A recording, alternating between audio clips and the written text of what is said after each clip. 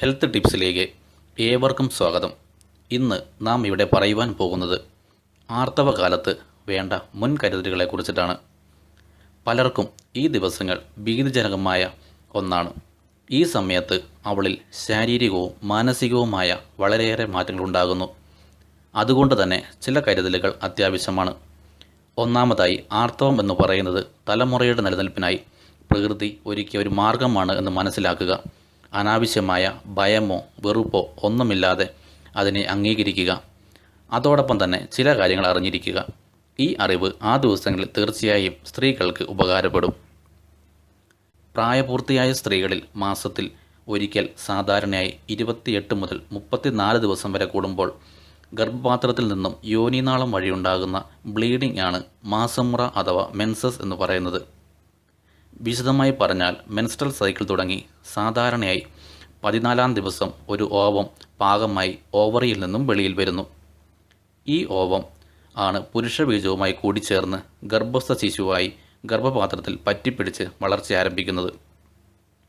എന്നാൽ ഓവുലേഷൻ സമയത്ത് ഓവത്തിന് ബീജവുമായി കൂടിച്ചേരാൻ സാഹചര്യമില്ലാതെ വരുമ്പോൾ ശിശുവിൻ്റെ വളർച്ചയ്ക്കുള്ള എല്ലാ മുന്നൊരുക്കങ്ങളും വെറുതെ ആവുകയും അത് പൊട്ടി നശിച്ച് പുറത്തു പോവുകയും ചെയ്യുന്നു.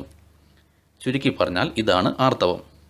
ഈ സമയത്ത് സ്ത്രീ ശരീരത്തിൽ വളരെയധികം ഹോർമോൺ വ്യത്യാസങ്ങൾ ഉണ്ടാകുന്നു. ചില സ്ത്രീകളിൽ ആർത്തവം വേദനാജനകമായി കാണപ്പെടുന്നു. അങ്ങനെയുള്ളവർക്ക് വയറിൽ ചെറു ചൂടുള്ള ഹോട്ട് ബാഗ് ഹോട്ട് ബോട്ടിൽസ് ഉപയോഗിക്കാവുന്നതാണ്.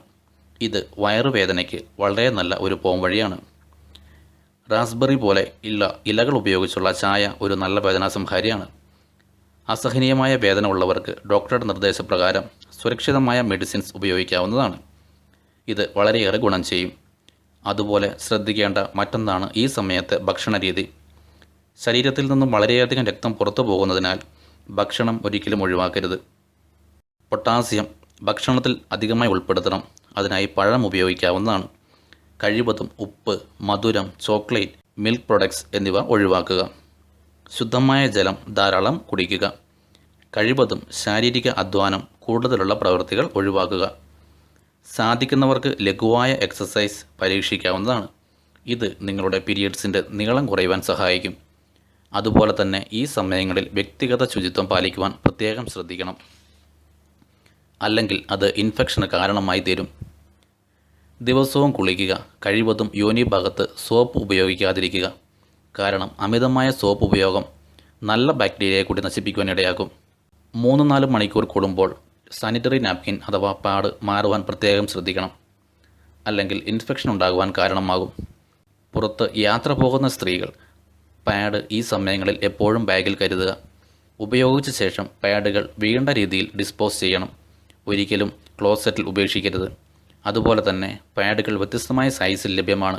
രാത്രിയിലും കൂടുതൽ ബ്ലീഡിംഗ് ഉള്ള തുടക്കങ്ങളിലും എക്സ്ട്രാ ലാർജ് സൈസ് ഉപയോഗിക്കുക. അതുപോലെ ആർത്തവത്തിൻ്റെ അവസാന നാളുകളിൽ ലൈറ്റ് ഓർ മിനി ഉപയോഗിക്കുക.